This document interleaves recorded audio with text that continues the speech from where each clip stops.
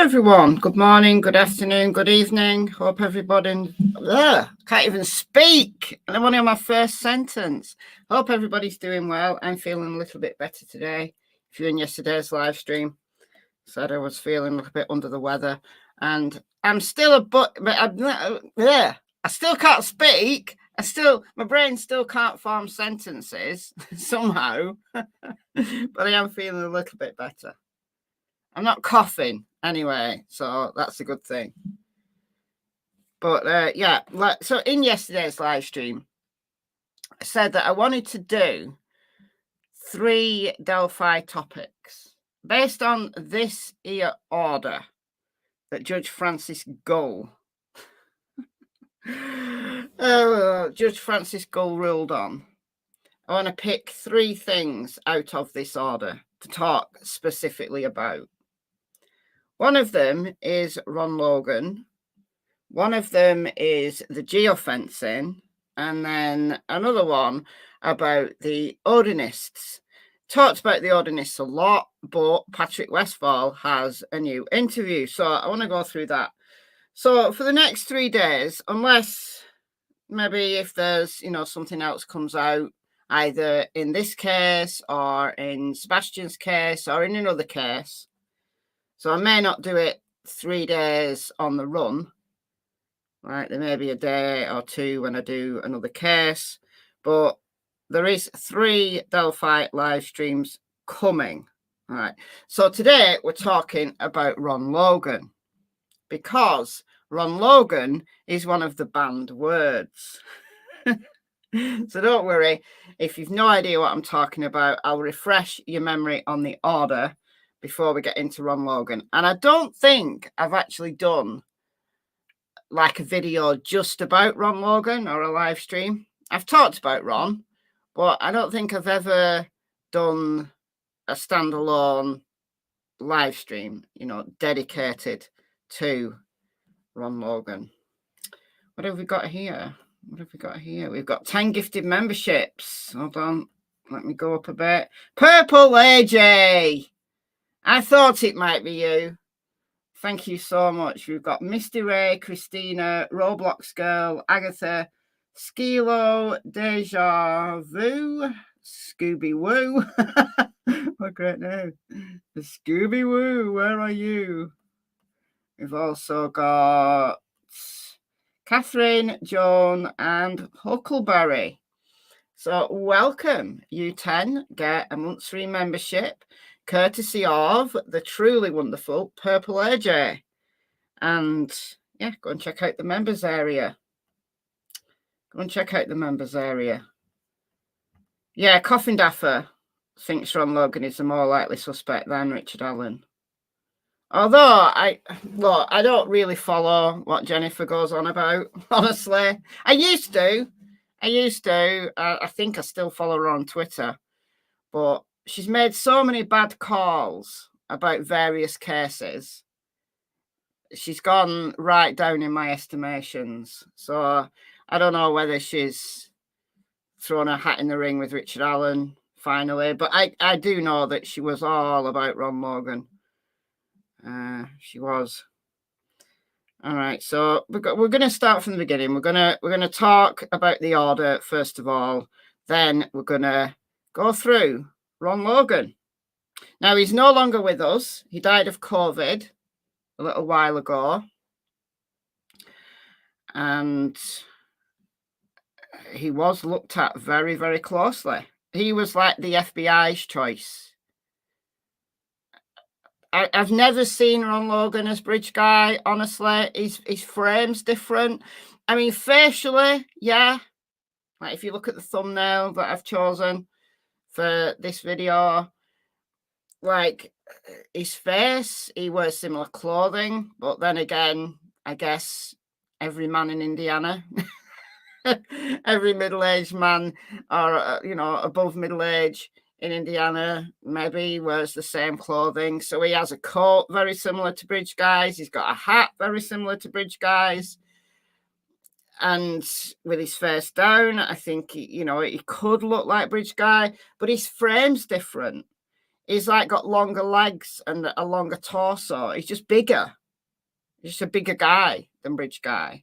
So I've never seen Ron Logan as Bridge Guy. That doesn't mean to say, though, that he doesn't have any knowledge whatsoever. And certainly the FBI, right from day one, were all over him. They were all over him. And why shouldn't they be? Because the girls were found on his land. Camera angle? Possibly. Possibly. But he was old. I think he was 77 at the time. I think Bridge Guy's a younger man. But Ron Logan, look, Ron Logan was there. Ron Logan was right there because it's his land.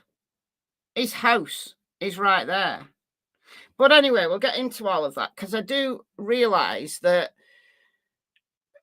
like, not everybody who follows the Delphi case now has always followed the Delphi case. Some people don't realise just how many other suspects there were. And I think it's important for us to go back because we've got a probable cause affidavit for Ron Logan that a lot of people have forgotten about. So let's read that. Let's read that. The real reason for doing this live stream, obviously, is to do with the trial, to do with Richard Allen's trial, and how on earth the defence has been banned from the mere mention of Ron Logan is absolutely insane because the girls were found on his land. How can they not even mention? I don't understand. I don't understand. Think Ron Logan saw or heard something? I do as well, honestly, if you want my honest opinion. I do as well. I don't think Ron Logan was without knowledge. I don't think he did the murders, but I don't think he was without knowledge. And there are some little pointers to that in the probable cause affidavit. So, yeah, it's interesting. Interesting. All right. Hello, Shelley. Down under with love. Hello, hello. Angie, baby, good afternoon to you. Jazz King, good morning to you. Lady Lucy, oh, sorry, Lady Luck, still not got new glasses. Still can't read. Hello, Jean. More bad Delphi news. Well, no, it's not new news.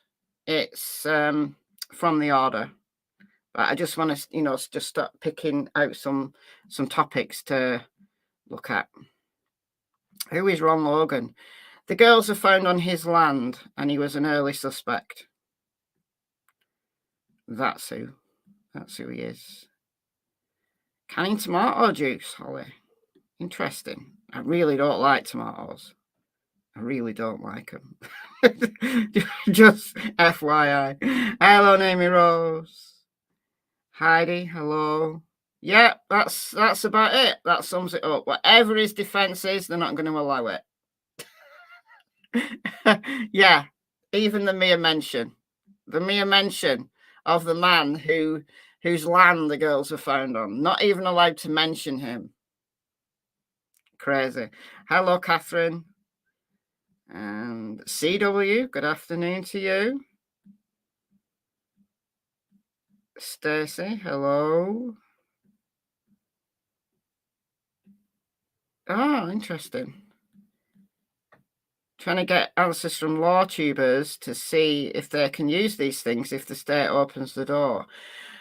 I think, well, I don't know for sure, but what is normal is if in a pre-trial motion something has been excluded, like let's say in this instance the state has put forward a motion and the judges agreed with it, and it precludes the defence from bringing in a certain topic or certain evidence. If the party that brought that motion opens the door, then it's fair game. That's my understanding. So if the state accidentally opened the door to any one of these things that have been banned, I think the defense can then challenge it, because at the very least, the defense will be allowed to cross-examine that evidence. So that's my understanding. So I guess things in Judge Francis Gull's court, however, they don't run like, you know, normal things do. She she completely ignores normal protocol. So who knows? Who knows? Husband doesn't like cucumber. I don't like cucumber either. Cucumber and tomato, I just don't like them. Just do not like the taste of them.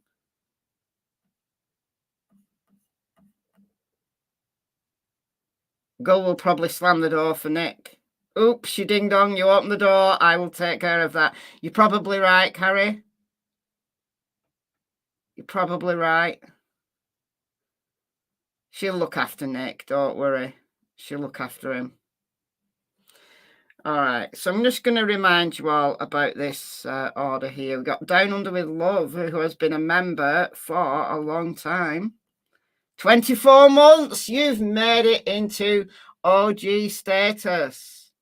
Gull is a nightmare. She totally is. And Lulu, member for 2 months. My videos are getting better every time you watch. Oh, thank you. Yeah, with Franny, who knows?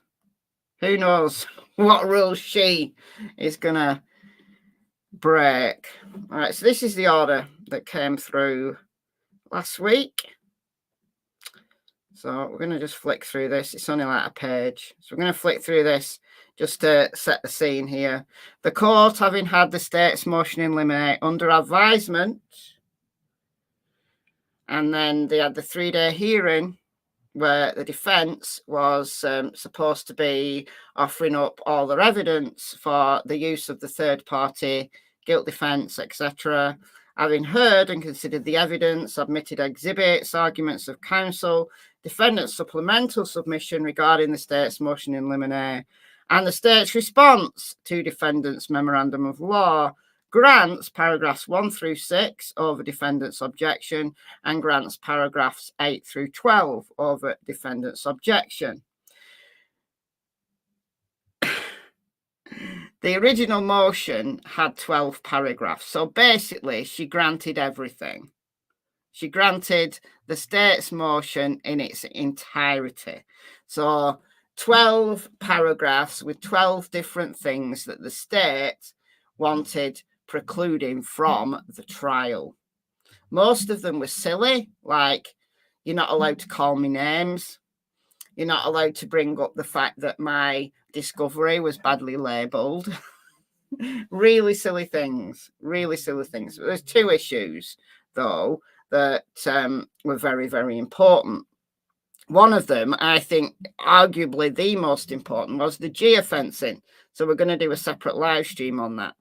And then paragraph 7 was the biggie, really, in that it had the most. It had the most stuff, because it was basically the entire third-party guilt defence was gone.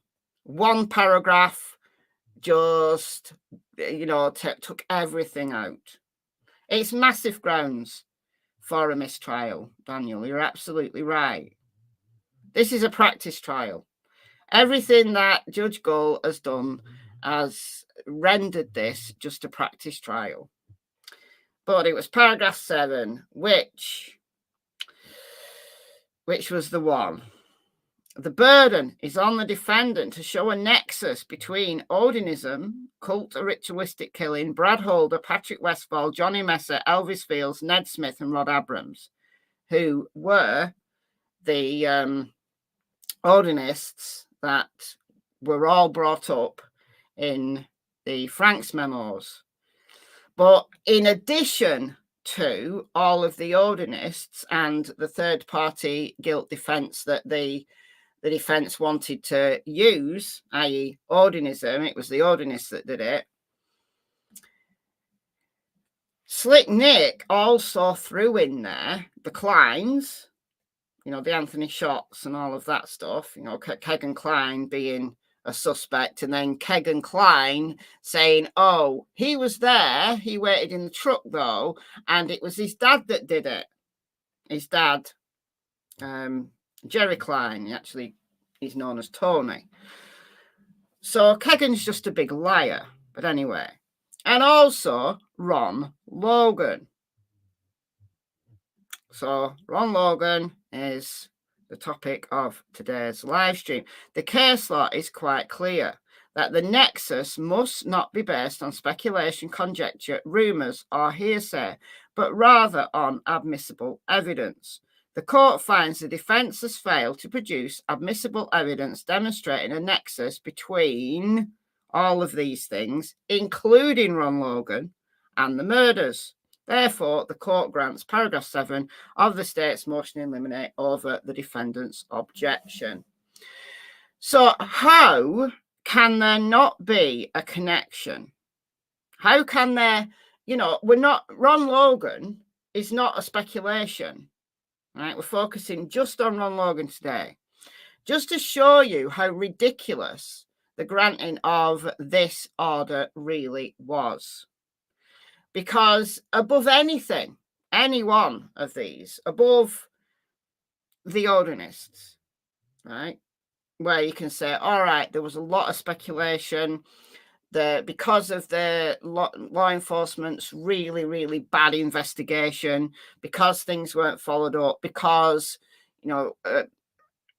Brad Holder and Patrick Westphal and the others were just cleared without any thought, really.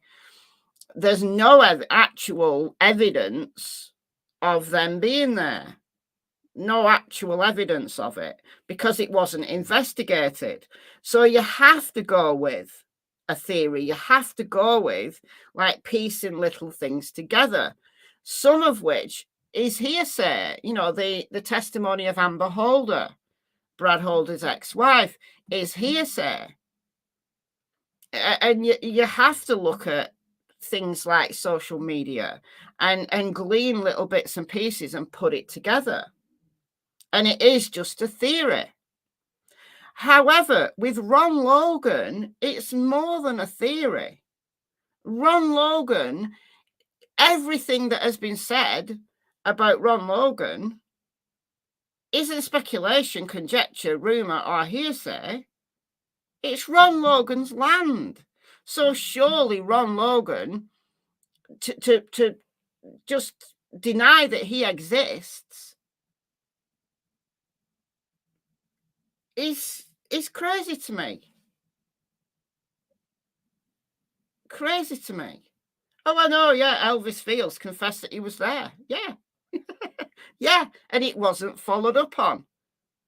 So the defense now can't prove that Elvis Fields was there because the evidence was never collected. I think this is the reason why Nick wanted the geofencing banned. But we'll get to that perhaps tomorrow. Perhaps tomorrow. But I want to show you this. Now, a lot of people have forgotten that this exists. Because very early on in the case, the FBI basically took Ron Logan, turned him upside down, and shook him. Because Ron Logan was their suspect. And this is a probable cause affidavit for a search warrant from 2017. So when the girls were found, Ron Logan's property was searched. However, it was only for weapons.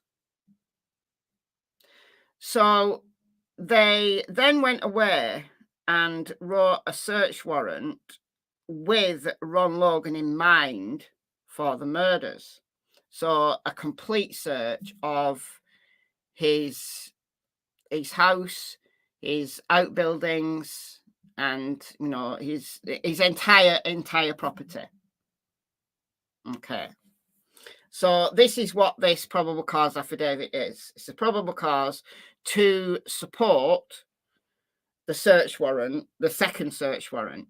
So this is back in 2017. All right. But the public didn't see this until years later. Now, this did come out, and this is why it's got the murder sheets watermark all over it. If anybody remembers this was way before Richard Allen was arrested. So those of you who've just come into the case after Richard Allen was arrested and didn't know very much at all about the Delphi case until Richard Allen's arrests, you won't have seen this. You won't know any of this because the FBI, via this probable cause affidavit, described the crime scene. And the murder sheet, the way the murder sheet got their hands on this, I just don't believe. Apparently, according to the murder sheet, there was this glitch in the system, and Kevin and Anya just happened to be logged in to the system, to the Indiana court system, and then just happened to find this probable cause affidavit, which was supposedly not meant to be there for the public to see. It was meant to be sealed, and there was a glitch. I just don't believe it. Somebody from law enforcement gave the murder sheet this. I'm sure of it. But then again, I mean, look, Indiana seems to have rules all of its own, so who knows? But this is why the murder sheet's watermark is on it, because I got this when the murder sheet but they were all over. They went on Court TV. They were all over the place. But this warrant here is genuine. All right. So however the murder sheet got their hands on it, right, whatever.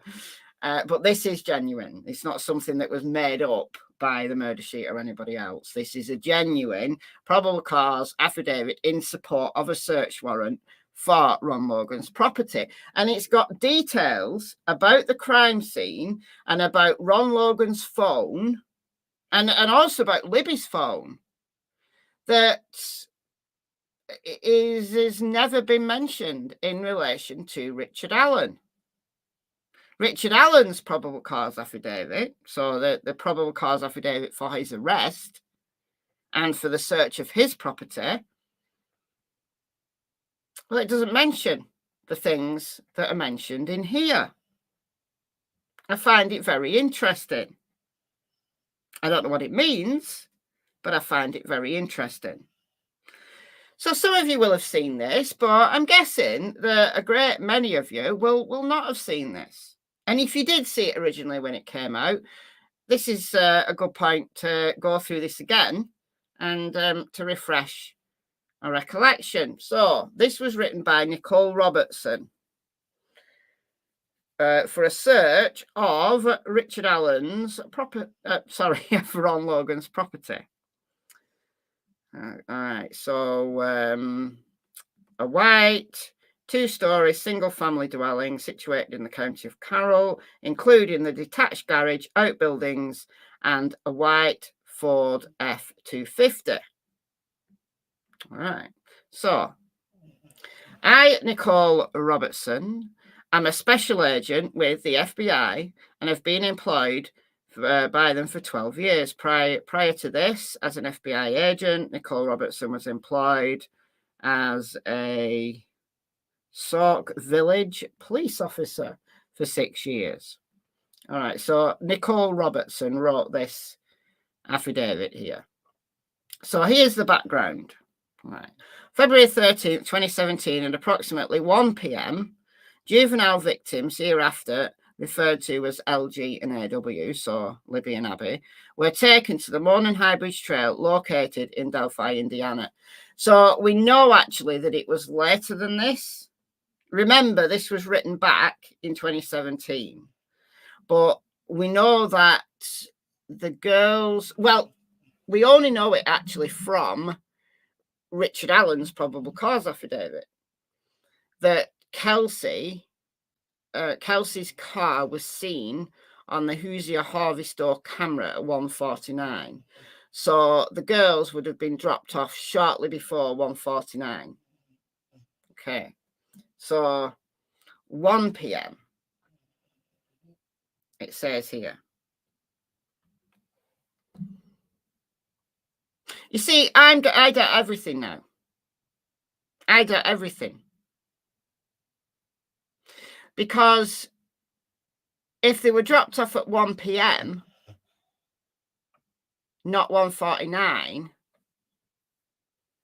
they'd have been there way longer than what we think they were. Whether that's relevant, I don't know. But there is a discrepancy between Ron Logan's search warrant, probable cause, and Richard Allen's probable cause affidavit. Okay. All right. So they were walking on the trail in the area of County Road 300 North and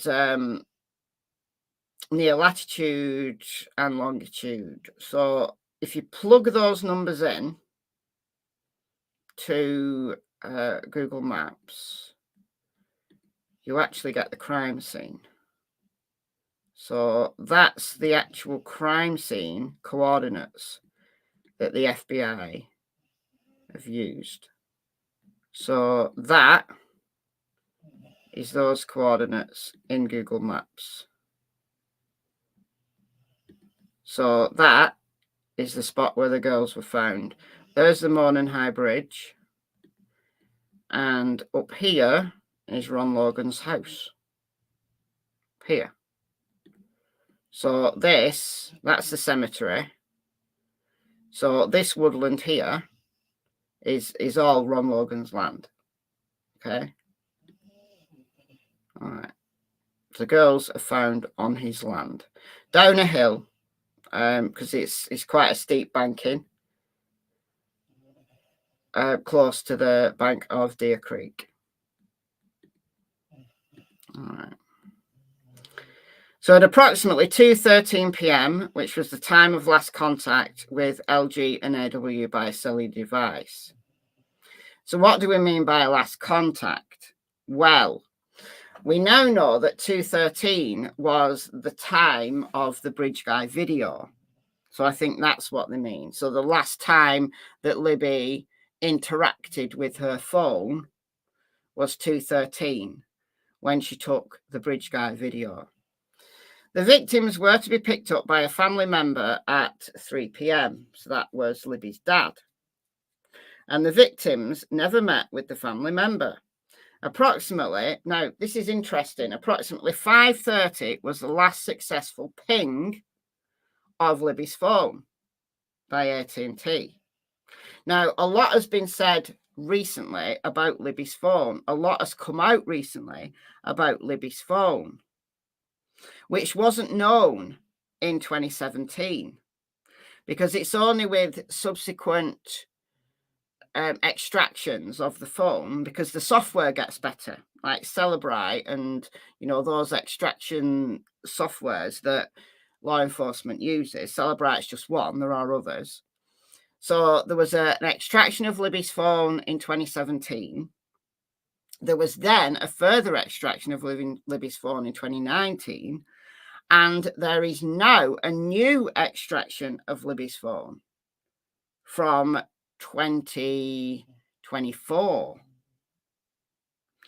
So it's Christopher Cecil, the first sergeant from the Indiana State Police, who testified at the 3-day hearings recently about Libby's phone and about the fact that the phone just downloaded 14 text messages at 4:33 a.m. Now, that wasn't known in 2017. But what they did know in 2017 was that the phone stopped pinging, and it was just assumed that the phone switched off. But it didn't. It didn't just switch off. We know that now. They didn't know that then. Right, so Libby and Abbott were located deceased on February 14th, 2017 at approximately 12:17 p.m. at the above latitude and longitude, having been the victims of murder. Okay, so again, this is the exact latitude and longitude where the girls were found, according to the FBI. Airplane mode. Well, yeah, if it was put in airplane mode, then it still wouldn't download messages if it was in airplane mode until it was taken out of airplane mode.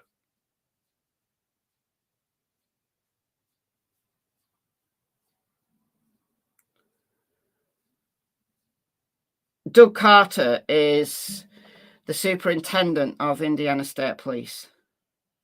He's not a sheriff. He's the big boss of the Indiana State Police.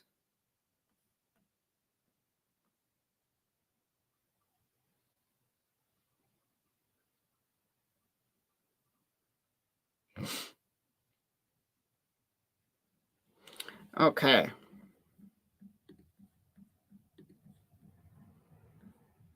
Okay. All right. A suspect has been developed of a white male wearing a blue jacket with a heavy physical build, wearing a cap and blue jeans. The development of this suspect was made by a 43-second video taken on Libby's phone, so that was the 2:13 interaction, where the suspect follows the victims as they are walking on the Mourne High Bridge Trail. Near the end of the video, the suspect speaks to the victims saying, "Down the hill." So that was released, down the hill, and a picture taken from that video was released in 2017. In 2019, that was upgraded. So they released an extra word. So we then get guys down the hill. Now, we don't know whether guys was said as in guys down the hill, or whether guys comes from a different part of that video. You know, we don't know whether guys and down the hill have been spliced together. Does that matter? I don't know. It's just interesting that they only released Down the Hill in 2017, but then 2 years later upgraded it to Guys Down the Hill, as if that seemingly made some kind of difference. However, it sounds as though he is directing the victims to leave the trail that they were on and enter the wooded area below. No person has come forward and identified himself as the person who met the victims and made the statement in Libby's video. Therefore, it's believed that the person in Libby's video participated in the killings. Yes, absolutely, Trinity. The case was botched from the jump. It was. It totally was. Images of the suspect have been broadcast on the news media since February 15th, 2017, as a person of interest. It was straight away they released a picture, like a screenshot from that video. Straight away. Straight away. Now, how many people rang in saying, "You want to go and look at Rick Allen?" That reminds me of Rick Allen, you know, the dude who works in the CVS. How many people rang in a tip that bridge guy looked like Rick Allen? I'll tell you, zero, none, no one. Even though Rick worked at CVS the whole time. That's weird. that's weird. You know, did people go to Rick, oh, you look like Bridge Guy, you look like the dude on that poster, you look like the murderer of those two girls? And what did Rick say? Did he just like laugh it off and go, oh yeah? No. It was no one saw Rick Allen and thought, he's that guy on that poster, he's that guy that they're looking for. None. All right. Okay, so Libby and Abby were presumed to have made contact with the unknown male at 2:13 p.m. based upon analysis of Libby's phone, which recorded the video. February 14th at approximately 12:17, victims Abby and Libby were found dead and with wounds caused by, now we know it was a knife of some kind. We now know that probably it had serrated edges, but I don't know what that word is. Some people say it's a sharp weapon. Some people say it's an edged weapon. But we know the type of weapon. We know that they had their throat slit. All right. On the property owned by Ron Logan. Okay. Yeah, probably some kind of hunting knife. Yeah.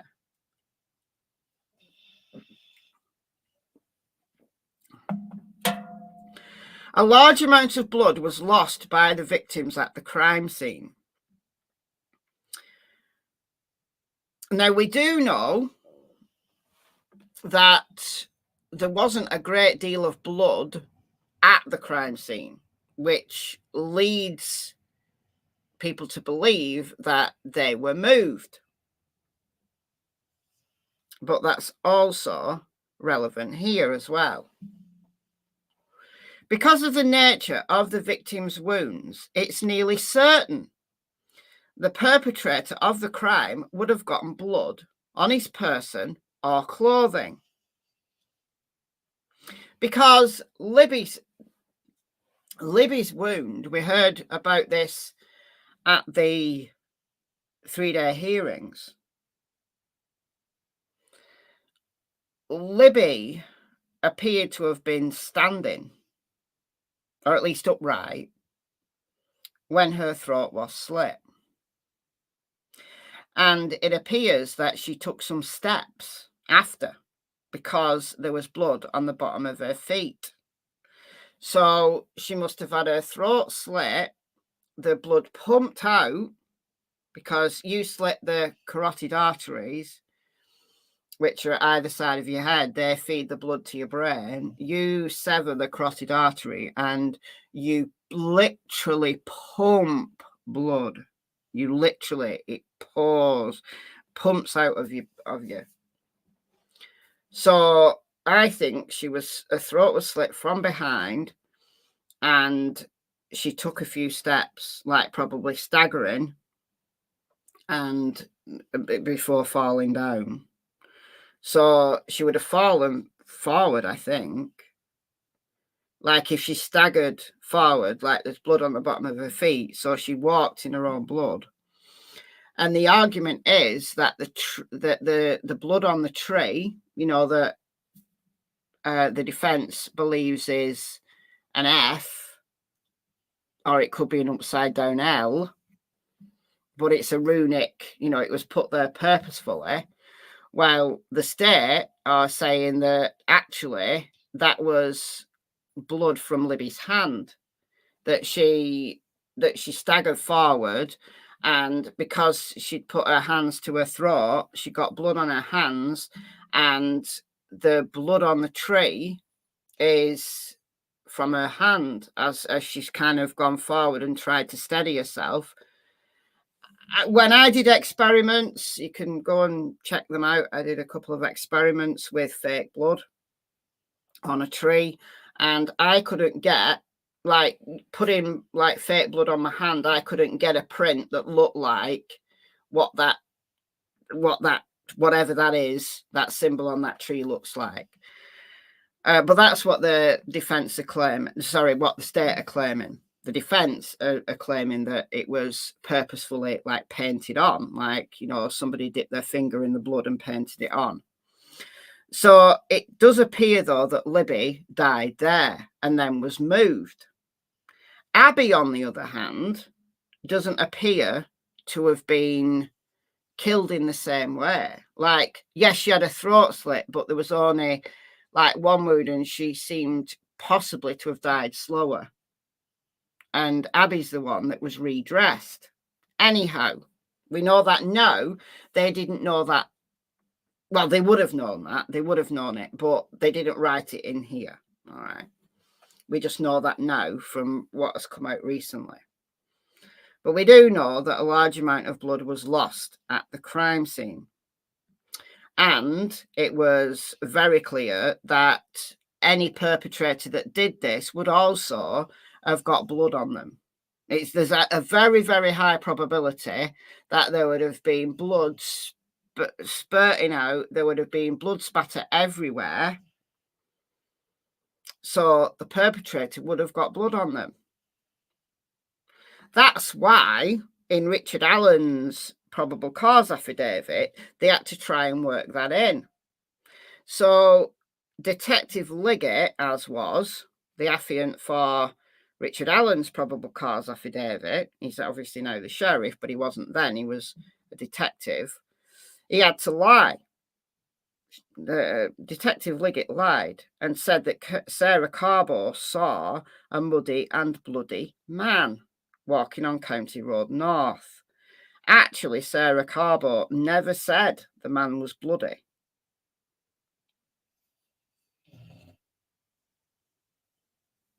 Just muddy. All right. But they had to work that in because the girls lost the blood at the crime scene. Anyway, Ron Logan is 77 years old, as he was in 2017. Logan's physical build is consistent with that of the male suspect videoed by Libby on the Mourne High Bridge. I don't think so. I think he's bigger. All right, let's have a look at this. I'm going to show you the picture that I used for the thumbnail.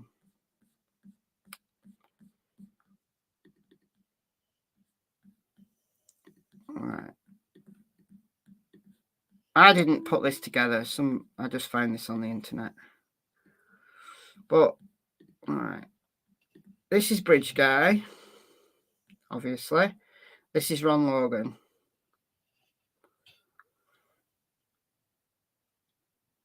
So, yeah, there's similarities, but I think Ron Logan's bigger. I mean, the face could be him in the face, but then again, it probably could be half the men in Indiana. And he's got the same hat, similar coat. Not the same coat, but a similar coat. I think his back's longer somehow. But that's just me. Is there a memorial to the girls at the site now? Not at the site. There is a memorial to the girls, though, in Delphi. It's not at the site, though. The way he holds himself seems similar.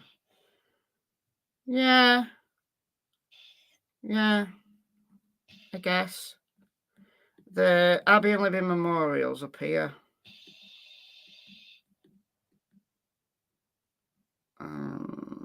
It's up here somewhere. There we go. The Abbey and Libby Memorial Park. So it's there. That's the memorial. Not at the actual crime scene itself.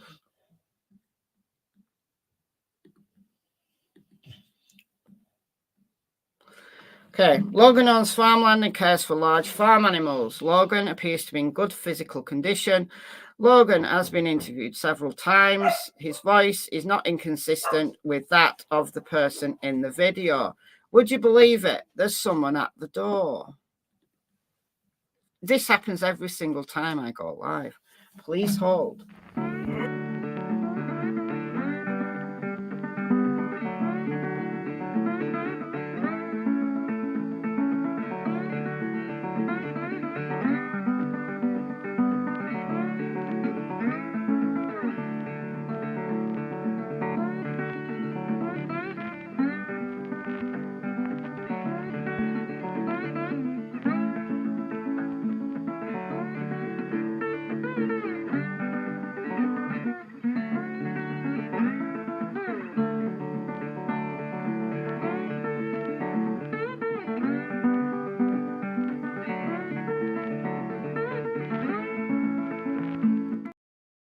All right, that was Amazon. They watch through the windows. I know they do. They watch through the windows. Yeah, they do. They do. All right, where was I? Okay. Logan has been interviewed several times. His voice is not inconsistent with that of the person in the video. All right. Look, I've done voice comparisons. Loads of people have done voice comparisons, and you can basically hear what you want to hear. Kimberly, thank you for gifting 5 memberships. That's so kind of you. Thank you so much. We've got Paul, Jojo, Captain Janks, this McGee, or what is that? Tits McGee, and Queen Bella. So thank you so much, Kimberly. And you guys get a month's free membership. Good stuff. That voice doesn't sound like any of them. Well, Court TV had a go. So this was a few days ago, a couple of days ago. Vinnie Politan, he does a show called Vinnie Politan Investigates. And he did Delphi. And look who's there. Every time Court TV does Delphi, these two turn up. All right. Well, they had a voice expert on. So Vinnie had a go at comparing voices here. So listen to this. And Lieutenant, the reason I brought you on the show is because in 2017, Inside Edition spoke to Ron Logan on his property about the murders and even requested that Logan repeat the words "down the hill" on camera. Let's take a listen. I asked Ron Logan to repeat those same chilling words. Down the hill. Okay, it's a short snippet, Lieutenant, I understand. Now I want you to listen to the person who's been referred to as the bridge guy, the killer in this case, saying those same words. Guys. Down the hill. Guys. Down the hill. Guys. Down the hill. So, Lieutenant, is there any way that anyone could do an analysis based upon those samples of the words to determine whether or not they come from the same source, the same person? Well, there is technology out there that could probably accomplish that. But just with the human ear, it would be virtually impossible. He sounds like 1,000 other guys that are from his area. So it would require some digital technology to do a comparison based on what the reporter asked him to say and what was recorded in the video. Yeah, so basically, the human ear isn't good enough. The human ear can't do this kind of thing. I mean, look, it could sound like anybody else that you wanted it to sound like. Some people say it sounds like Richard Allen. Some people say it sounds like Brad Holder. You can hear what you want to hear. Let's hear it again. So for those asking, this is Vinnie Politan. He's just a reporter on. He's an ex-prosecutor, but he's a reporter on Court TV. And then these two here are the Murder Sheet, Kevin and Anya from the Murder Sheet. They get everywhere. They get everywhere. And they have friends in high places. They seem to be able to get things that other people can't get. How many people have they arrested? Just one, Richard Allen. Ron Logan was arrested for probation violation. That's why you see him in jail garb. He was arrested for probation violation, not for the murders. Listen. I asked Ron Logan to repeat those same chilling words. Down the hill. Okay, it's a short snippet, Lieutenant, I understand. Now I want you to listen to the person who's been referred to as the bridge guy, the killer in this case saying those same words. Guys. Downhill. Guys. Downhill. Guys. Downhill. I don't know. I don't know. We could argue up and down, back to front, can't we, about that? But the FBI thought at the time that his voice is not inconsistent with that of the person in the video. It was also discovered that the blank, so this is an item of clothing, of one of the victims was missing from the crime scene, while the rest of their clothes was recovered. Now, we didn't know at this time, they didn't say this detail that we know now, that Libby was naked and Abby was dressed in some items of Libby's clothing. So we only found that out in September of last year when the defense told us. But what they said in 2017 in this warrant was that there is an item of clothing that was missing. So we don't know whether that was actually missing or whether there were some items found in the river in the Deer Creek. So whatever item they were looking for may have just been washed away by the water. But it also appears the girls' bodies were moved and staged. Moved and staged. So the FBI thought that there was evidence of staging the bodies. They kept everything under wraps. But they also felt that there was elements of ritual there. That there was potentially a ritualistic element to the crimes. The FBI people thought that. Based on my training and experience, it's common for perpetrators of this type to take a souvenir or in some fashion memorialize the crime scene, whether by photos or electronic or digital methods that are then downloaded onto computers, storage devices, tablets, phones, iPads, blah, blah, blah. The reason why Nicole Robertson's putting that in is because she wants a search warrant. So she wants a search warrant for everything. So she has to make her case, obviously. So if there's an item of clothing missing, then let's assume that the perpetrator took a trophy that they're keeping. Also, let's assume that they took photographs so that they could check his devices. So that's the reason why that's there. We've got Mummy of Hamsters, member for 25 months. With headphones on and eyes closed, you hear Brad Holder. Okay. And Sonia, member for 20 months. No, 28 months. Justice for Abby and Libby, absolutely. But justice for Abby and Libby has to be the right guy goes down for it. So thank you, you two. You are definitely OGs of this channel. You hear Ned Flanders. Oh, no. Okay. All right. So Libby and Abby had no physical signs of a struggle or fight.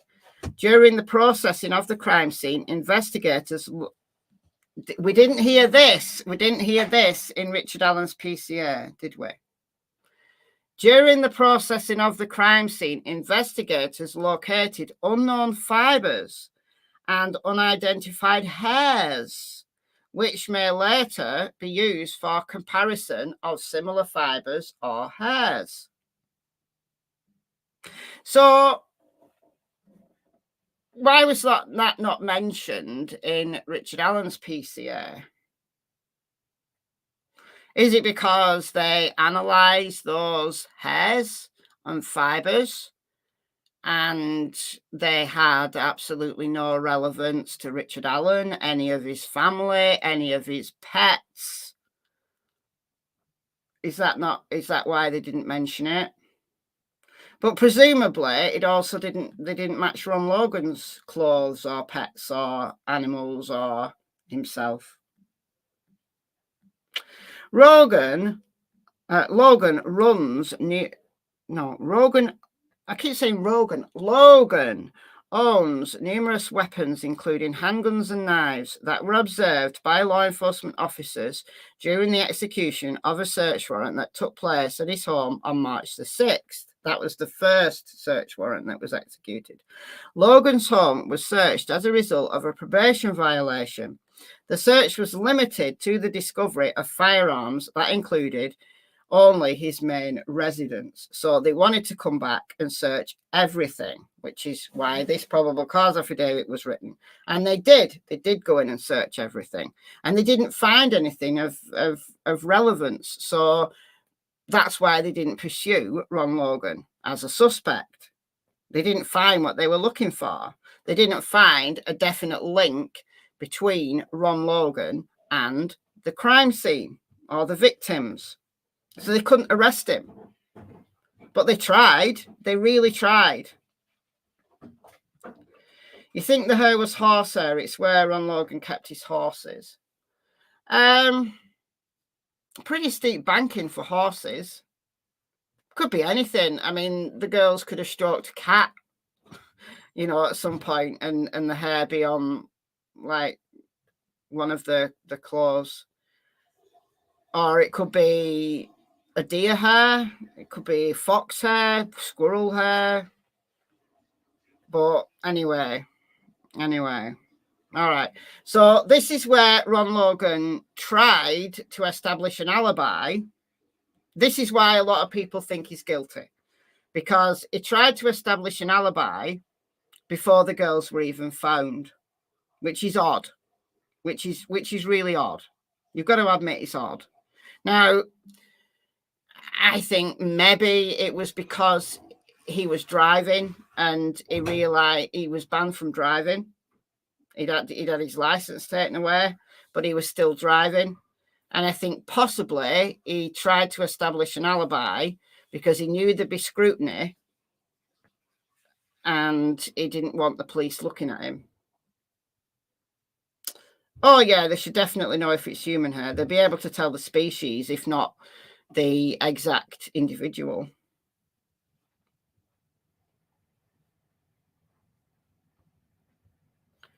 So, okay. So on February 14th at approximately 9:20 a.m., Logan contacted his cousin and asked the cousin to tell the police that this cousin came to Logan's home between 2 and 2:30 on February 13th to pick up Logan. Logan further told the cousin to say that the cousin drove Logan to an aquarium store in Lafayette, Indiana.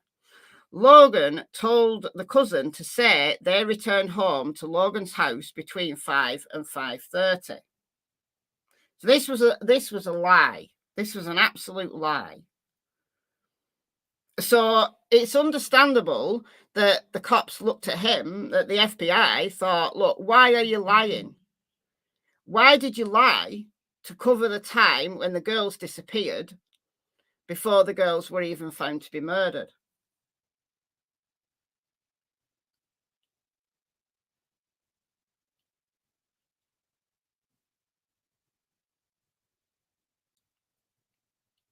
Michelle is speculating she likely will not use the ISP documents to give better context with the SW.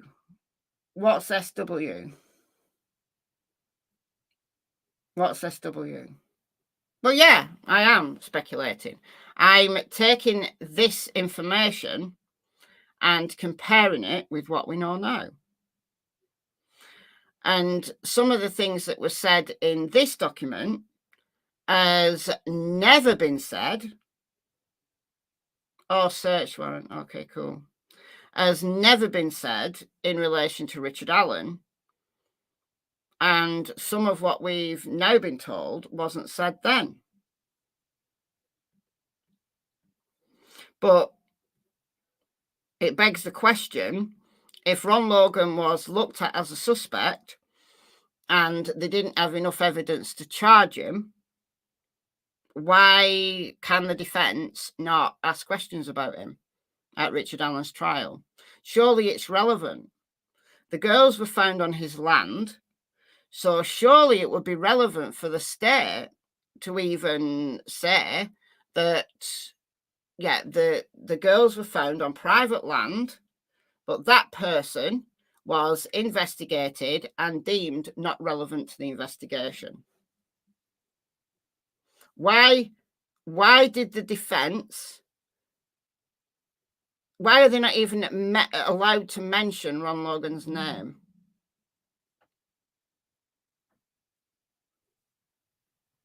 I don't get it.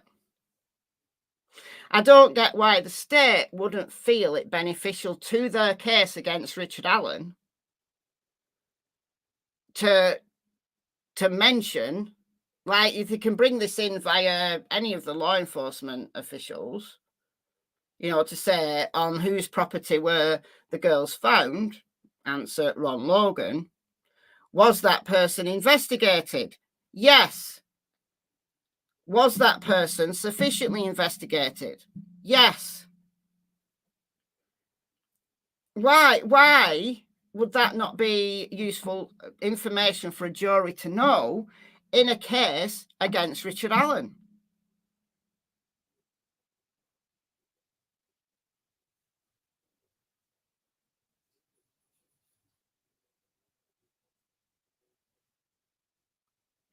Ron Logan's ex-girlfriend states that Bridge Guy is Ron Logan without a doubt in her mind.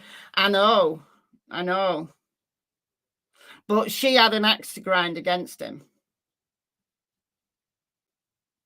Nick is scared his flimsy case will fall apart. Yeah, he is. What kind of phone was used? Never seen a video of that quality or heard audio that garbled. The voice and video don't match up. I would think one would gesture saying down the hill. Because the video, it was an iPhone 6. So Libby's phone was an iPhone 6. But the Bridge Guy video isn't. So when you see Bridge Guy walking and you hear guys down the hill, it's not at that point that the guy said down the hill.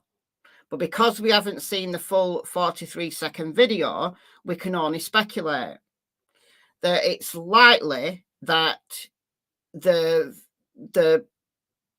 video looks really bad because Bridge Guy was actually in the distance when Libby recorded him, and then when he got closer and he spoke to them, Libby had already put the phone in her pocket, which is why the voice sounds like it's underwater. That's assumption, though, because we haven't seen the rest of the video.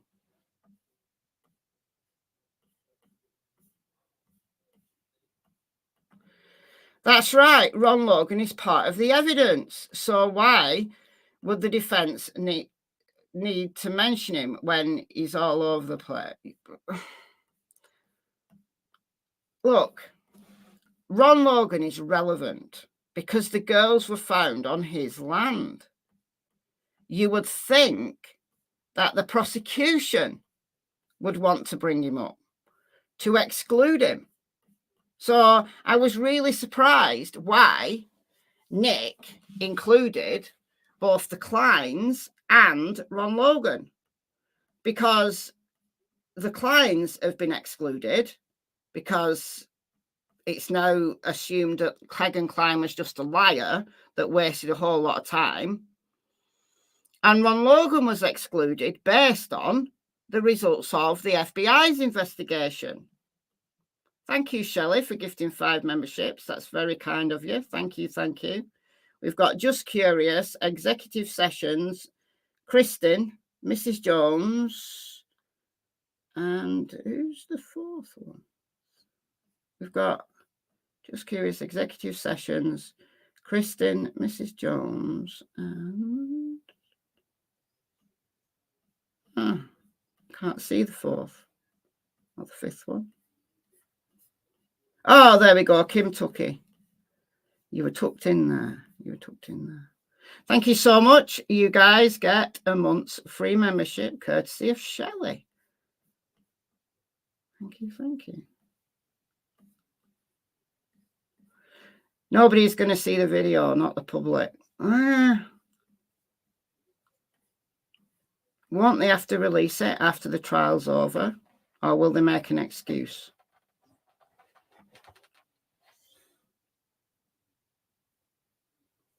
Yeah, they do want to convict Richard Allen. I'm just really surprised. This is why I wanted to discuss Ron Logan. I think the Kleins have been done to death. We know that Kegan Kline was just lying. But I'm really surprised why Nick wanted the defense to be banned from the mere mention of the Kleins and Ron Logan, when the FBI seemingly excluded Ron Logan. I don't understand. I don't understand why that would not be relevant. And why the defense, who have never said, in none of the Franks, have brought up the Kleins or Ron Logan. The defense have never tried to make a point of claiming that Ron Logan did it or the Kleins did it. So once again, I'm flummoxed as to why Nick wants that excluded. Did Ron Logan know the Kleins? I don't think so, but who knows?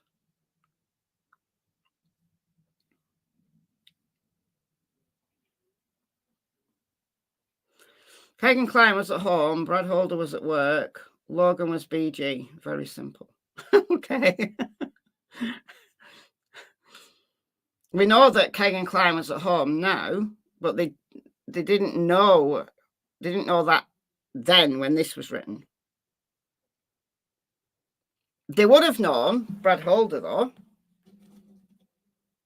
because Brad Holder was a suspect at the same time that Ron Logan was.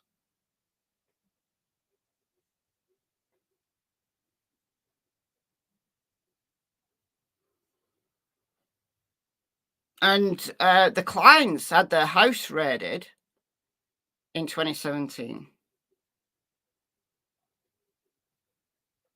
because of the Anthony Shots connection.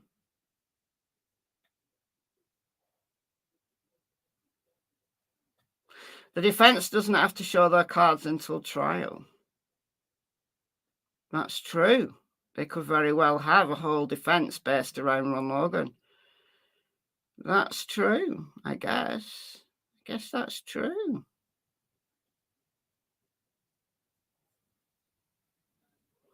You can laugh all you want. Defense is not defending Richard Allen properly. It's an easy case to defend. It's not an easy case to defend, in my opinion, but I think they can defend it, even if everything is excluded. Like every third-party suspect is excluded by attacking the timeline. And this actually, you know, helps them in a way. That there's things that the cops knew very early on that weren't even mentioned in the prosecution of Richard Allen.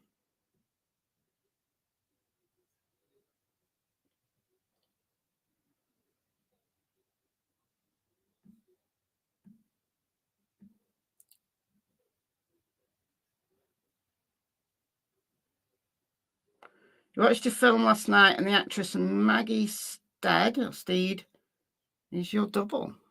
Hold on. I don't know that person, but I'm going to have a look. Maggie Steed. Really?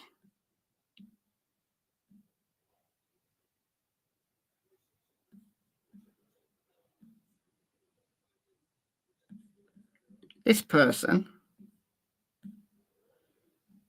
Oh, I don't think she looks like me, but having said that, she's 77. I'm not that old. I am old, but I'm not that old. I don't think she looks like me.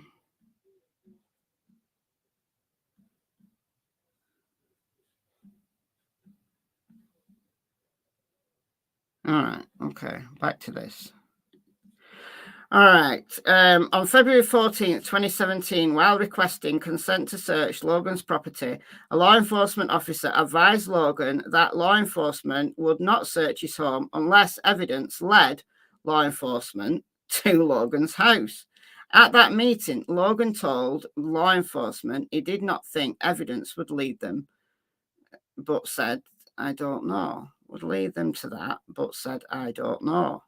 A receipt from Aquarium World in Lafayette, dated February 13th, 2017, with a checkout time of 5:21, was found in Logan's home on March the 6th during a probation violation search. Logan resides approximately 22 miles from the store. It would take approximately 30 minutes to get to the store from Logan's home. Will it not take you longer to go 22 miles? Well, you'd be driving pretty quick to do 22 miles in 30 minutes. Anyway, it might just be a one long straight road.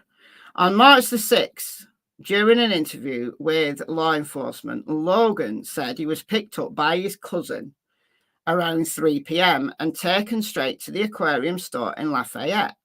The March the 6th interview, Logan said he was done at the aquarium store. He was driven straight home.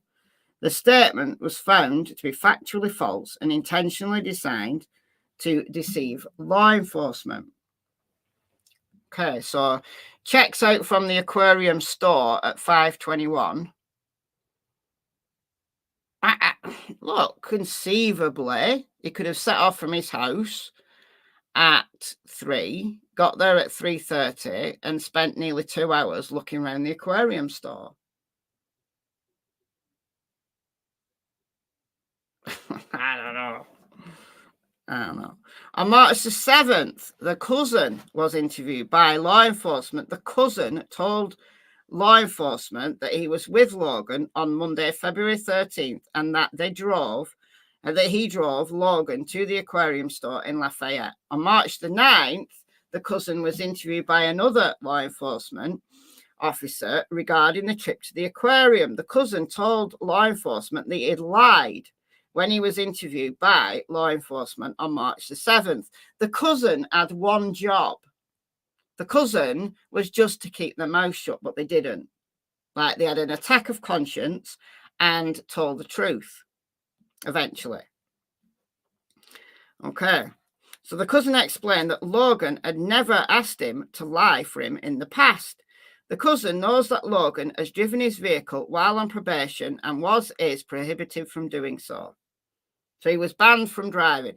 I think this is why Ron Logan asked the cousin to lie for him. I'm not sure that he asked the cousin to lie for him because he murdered the girls. But he knew that these girls had gone missing, potentially on his land, or right next to his land. He knew the cops is going to come knocking. So he's getting his alibi ready. But who knows? Who knows? I'm wrong. I might well be. I'm just offering an alternative explanation to, somebody who is a felon, who has firearms on his property that he shouldn't have had, who's banned from driving, but yet he's driving. It's not without the realms of possibility that somebody would get their alibi ready.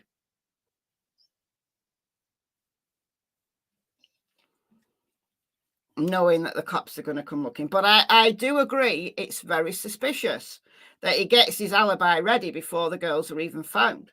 Like, how does he know that the girls weren't just like having a sleepover at someone's house that they shouldn't have been at? They'd gone off with some boys that they shouldn't have been with. Who, they could have been perfectly safe somewhere. The girls hadn't even been found when Ron Logan asked his cousin to lie for him. I think that's the issue. On March the 12th, cousin explained in an interview to law enforcement that Logan called him on the morning of February 14th and asked him to provide the alibi for Logan's drive to the aquarium in Lafayette. The phone call was made prior to the discovery of Abby and Libby's bodies. And even if Ron Logan thought, well, those girls have died, they may not necessarily have died on his land because the other side of the creek was someone else's land. So it is suspicious that he got his cousin to lie before it was ever ascertained where the girls were.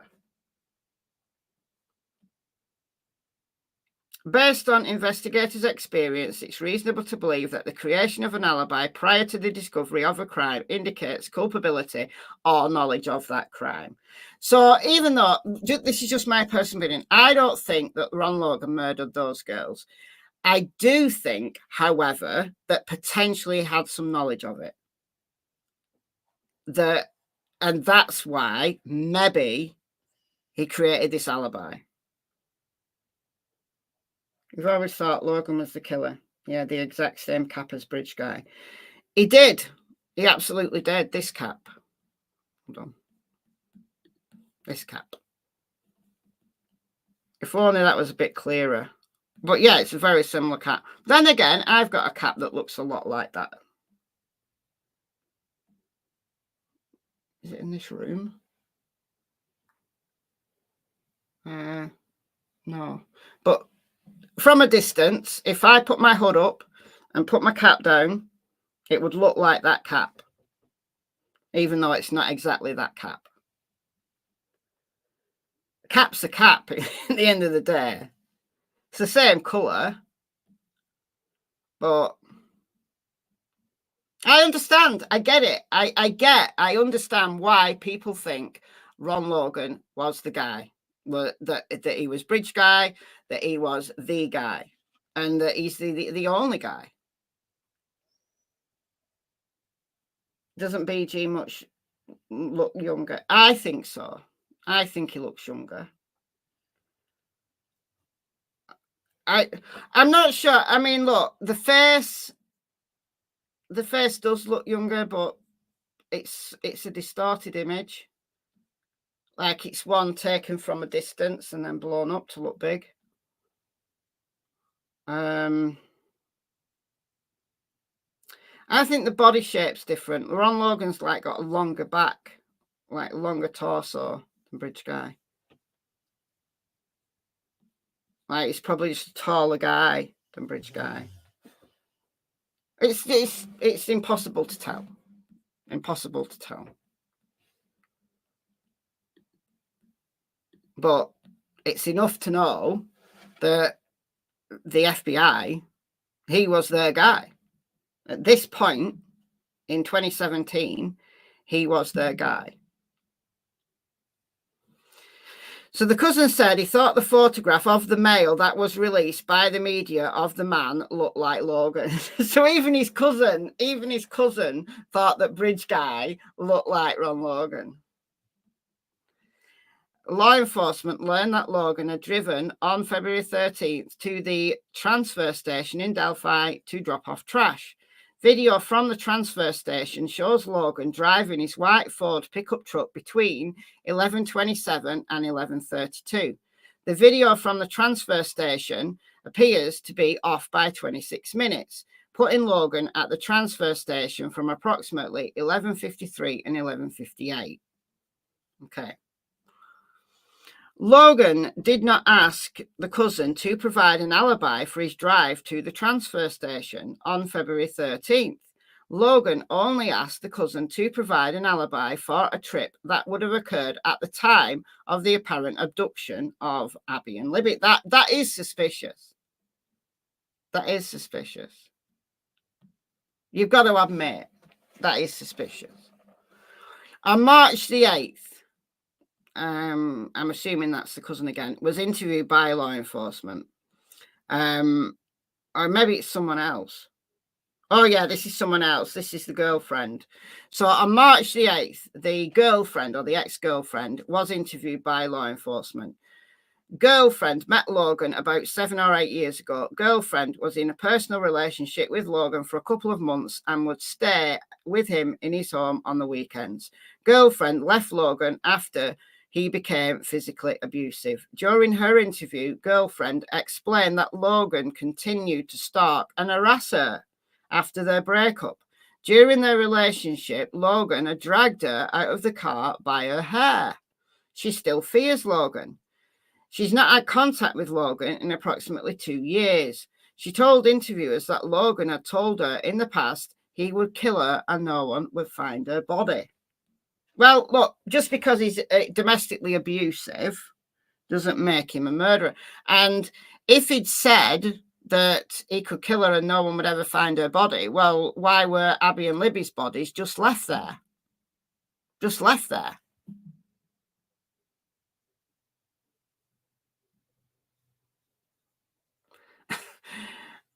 I mean, he had the time to, you know, if indeed they were murdered on the afternoon of February 13th, he had the time to remove their bodies from his land. Why did he just leave the bodies on his land for everybody to find? That's the thing that makes me believe he's not the murderer. That why would he just leave them there? Why wouldn't he make an attempt to either bury them or remove them from his land?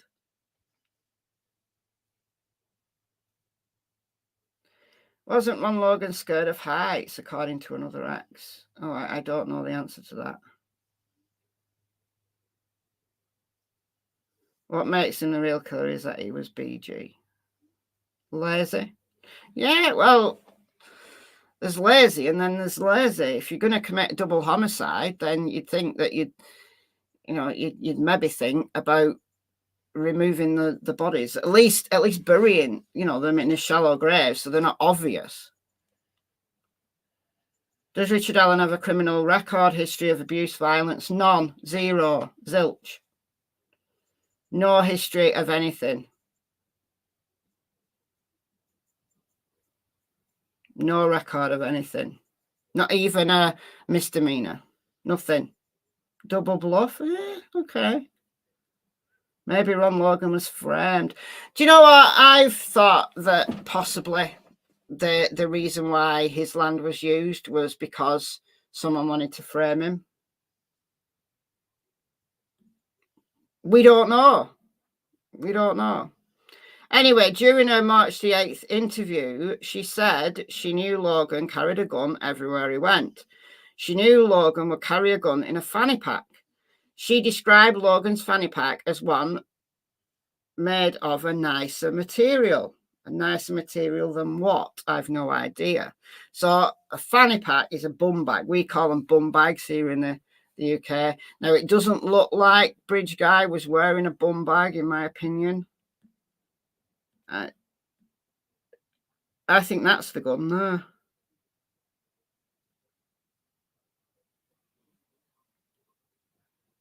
In the pocket.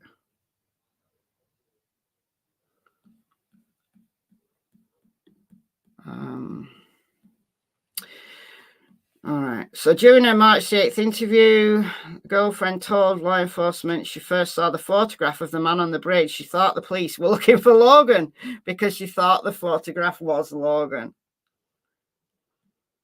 She did not initially realize the photograph was of the suspect. The call placed using Logan's cell phone produced cell tower data. Now, this I do find interesting. Yeah, Fanny is quite rude in the UK. Yeah, it is.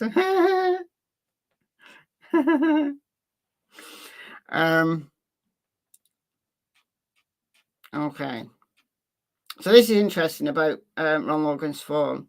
A call placed using Logan's cell phone produced cell tower data that shows Logan's cell phone appears to be in or around his property on February 13th at 2:09 p.m. So he'd not set off for the aquarium yet because his phone was at his property. Although his exact location cannot be confirmed, the tower data shows that Logan's cell phone was in the Delphi area, in the area of the Mourne and Highbridge Trail. However, his house is right there. So if you think about it, his house is here, in this area. And the crime scene's here, and the bridge is here. So how good is that cell tower? Because this is cell tower data. This is not GPS. So a cell tower in a rural area, unless you can triangulate it with a couple of other towers, it's going to be way off. So Ron could have been in his house, like sitting in his house having a brew before he went to the aquarium while the girls were being murdered. Doesn't mean to say he was on the bridge or on the trails at 2:09. But it does tell us he was at home, or at least his phone was at home. That he's not set off for the aquarium yet. Unless he left his phone at home, I guess. That's what it does tell us. Okay. An analysis of Logan's cell phone data reveals a text message sent from his phone at 7:56 on February 13th. Initial exam of this analysis indicates Logan's phone was likely outside of his residence and in the proximity of where Libby and Abby's bodies were located. Now, that's a problem. That's a problem for Ron Logan. Because, or it's a problem for Nick's timeline. Maybe, just thinking aloud here, just speculating here, maybe this is why Nick does not want Ron Logan brought up. Because it breaks his timeline. You see where I'm going with this?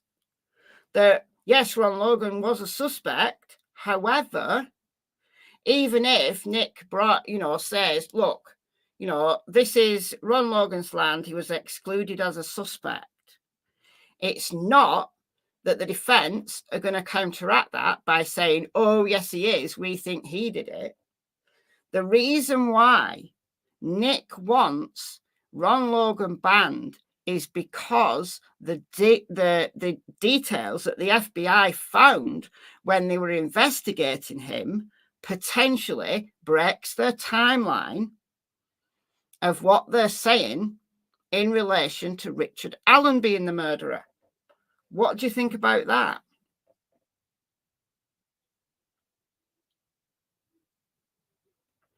Because if Ron Logan was cleared, like totally cleared, the FBI cleared him because there's absolutely no evidence that he did the murders, and he was around the crime scene at 7:56,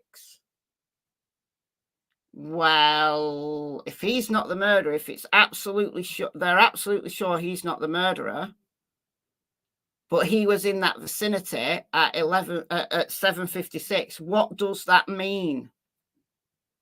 What does that mean? If Ron Logan wasn't the murderer, he's been absolutely cleared by the FBI, and he was in that immediate vicinity at 7:56, what does that mean for Nick's timeline? I'll tell you, the girls weren't there. The girls weren't there at 7:56. If he's absolutely sure, if the FBI, if they can get the entire FBI on the stand and say, we cleared him. We cleared him. But yet there's a text message with the data, the metadata from that text message that is in the vicinity. So that'll be better data than a cell tower ping. I should be working for Baldwin and Rosie. Oh, I bet you any money they've already got this. And this is why Nick needed Ron Logan's name to be banned.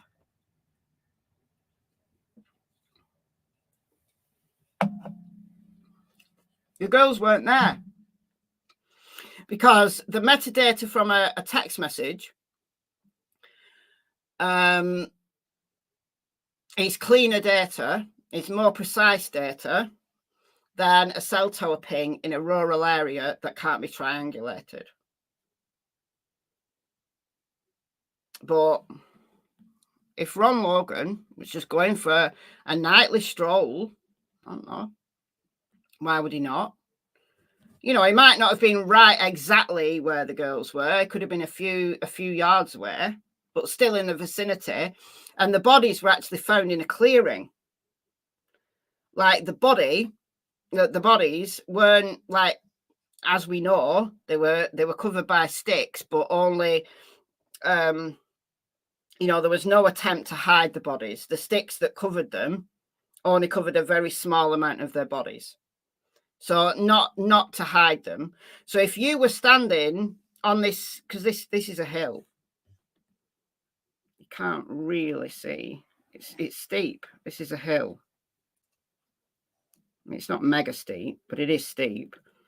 So if you were standing at the top of here, let's say, you know, you went for a nightly stroll, maybe down the hill to the creek, and you were, you know, up high, and you look down, you would be able to see the girls' bodies. You would be able to see their bodies. Because it wasn't like the killer or killers put leaves over them, you know, and, you know, they were covered. I mean, not well, but they were covered. And just a cursory glance, you wouldn't have seen them. No, they would have seen, somebody would have seen them. So maybe that's why Nick needs Ron Logan excluded. An analysis of Logan's cell phone revealed a text message received by his phone at 10:16 p.m. Initial exam of this analysis indicates Logan's phone was likely outside of his residence and in the proximity of where Abby and Libby's bodies were located. Again, girls weren't there. And that coincides with either, maybe Ron did have some knowledge. If the girls were there and he did have some knowledge, well, maybe that's why. Maybe that's why he's out there texting, like, can somebody come and get these bodies off my land or whatever.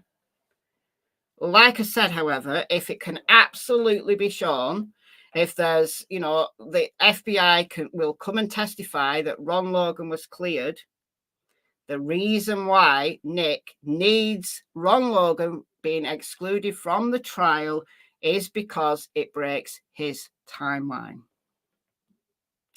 Logan met with law enforcement officers on or about February 17th while they were on his property. Logan was physically able to get up and down the hill from his home to the crime scene. On March 14th, Logan's former housemate was interviewed. Housemate resided with Logan from September 2016 through December 2016. Housemate was in a sexual relationship with Logan. Like, for an older gentleman, he gets on well, doesn't he? On and off for approximately 3 years. During the interview with law enforcement, housemate said when she first learned that Abby and Libby were missing and found dead near Logan's home, her initial thought was Logan was involved. Housemate said in her interview that she feared Logan and even previously told her baby's father if she ever ended up dead, Logan did it. So you can see why they looked at this guy very closely. On March 14th, 2017, I don't know whether this is the same person or a different person, but explained in her interview that Logan had been violent with her in the past. She explained that on July 4th, 2016, while at Logan's home, Logan punched her in the face, knocking her down. She explained she was drinking, but Logan was completely sober during the incident. She explained that Logan was angry because she disrespected Logan while in Logan's home. All right, so he's got a temper. He's got a temper. He's a history of violence. Not a nice man. On February 13th, Libby's family began searching the area of the trail where Libby and Abby were initially dropped off, beginning shortly after 3 p.m. Libby's family and other community members joined the search shortly thereafter. Carroll County Sheriff's Office was notified approximately 5:30 p.m. that Libby and Abby were missing. Once the search for Libby and Abby began, what does that say? No one reported seeing any person matching the description of the male on the bridge. How did Ron Logan die? COVID. He died of COVID.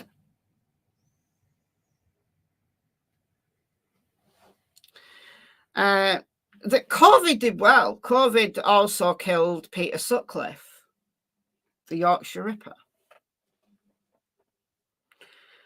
The FBI had established a database for the collection and organisation of tips provided by the public in this case. A search of the database revealed 15 tips in which citizens, both non and anonymous, attributed the crime to Logan for various reasons. 15 tips. How many for Richard Allen? How many for Richard Allen?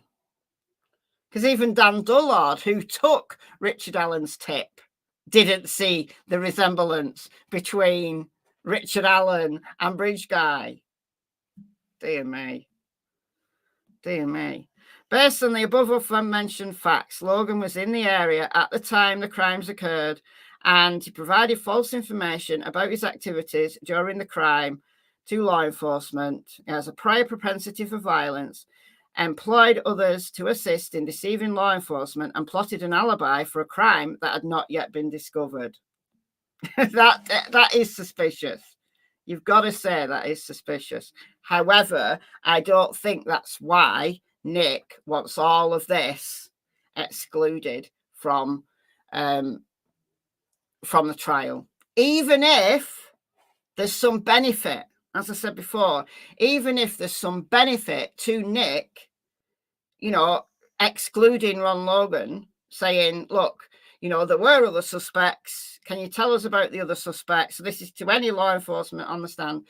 Can you tell us about the other suspects and why they were excluded? Ron Logan, yeah, we looked at him. The girls were found on his land. We know he's got prior history of violence.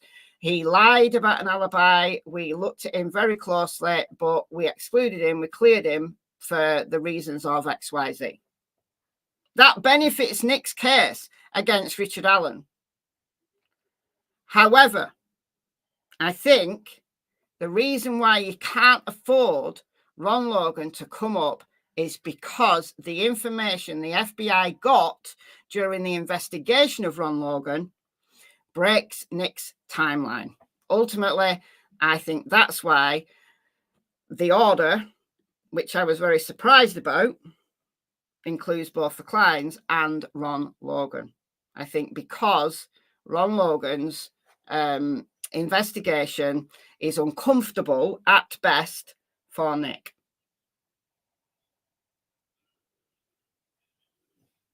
Michelle, wake up, snap out of it. Phone 3 belonged to Rogan. That's why geofencing can't be included. Okay. Good stuff. The geofencing can't be included because Richard Allen's phone is not one of the phones that the geofence found. So yeah, Ron Logan's phone might have been one of the phones in that geofence because he was there. He was there on the afternoon. But again, he was there throughout the evening. He was there. We know he was there. There's text messages that were sent from the vicinity of the crime scene. We know he was there. Which leads me to believe that if he was cleared, the girls weren't there. That's the issue. That's the reason why Nick needs Ron Logan to be excluded and the geofencing to be excluded. That's why, in my opinion.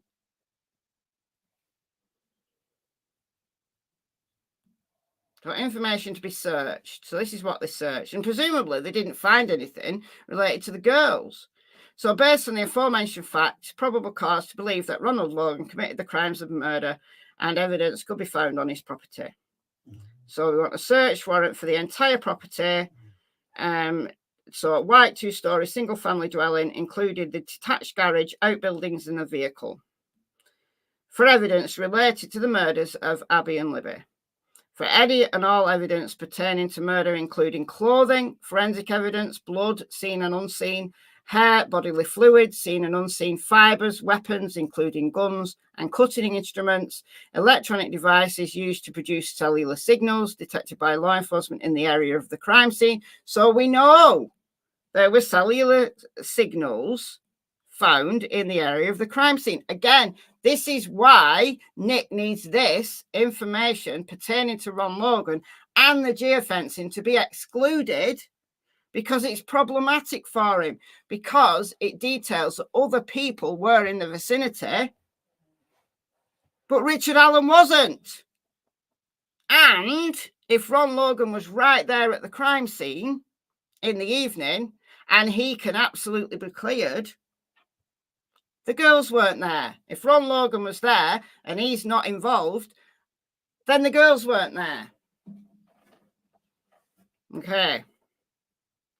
All right, so all of that stuff. So electronic devices, used to sell signals in the area, and animal hair samples. Computers, computer equipment, digital storage, all of that stuff. Printers, modems, discs, blah, blah, blah, blah, blah. So any electronics able to store or print photographs, because they thought photographs were taken. We don't know if photographs were taken. The defense has never mentioned that photographs were taken, but they wanted to find that out. But obviously they didn't find anything. So all of this stuff. Records, documents, writings, correspondence, anything to do with the crime, any and all tablets, phones, iPads, etc., any and all computers, etc. There you go. That's it. That's just the warrant itself. So there we go. Signed by Benjamin A. Diener.